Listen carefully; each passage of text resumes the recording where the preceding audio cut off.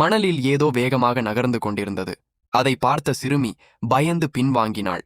ஆனால் அவளுடைய ஒரு செருப்பை அந்த மர்ம உயிர் மணலுக்குள் இழுத்துச் சென்றது. அது என்ன என்று குழந்தைகள் அதிர்ச்சியடைந்தனர்.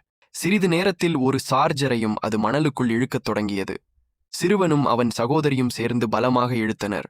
இன்னும் கொஞ்சம் பலமாக இழு. ஒரே இழுப்பில் அந்த உயிர் மணலிலிருந்து வெளியே வந்தது. அது சமீர் என்ற ஒரு மந்திரக் குரங்கு.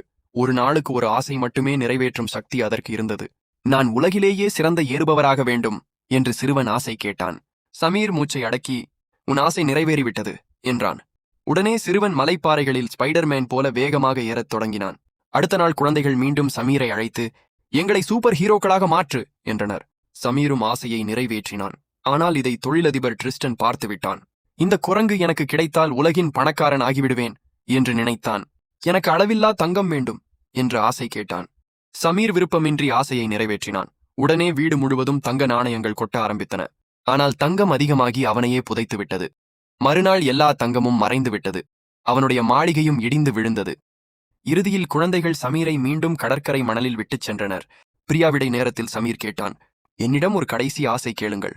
அப்போது சிறுமி சிரித்தபடி சொன்னாள், நீ எப்போதும் சந்தோஷமாக இந்த மணலில் வாழ வேண்டும். இனிமேல் யாரும் உன்னை தொந்தரவு செய்யக்கூடாது. அந்த நாள் முதல் சமீர் மகிழ்ச்சியாக மணலுக்குள் வாழ்ந்தான்.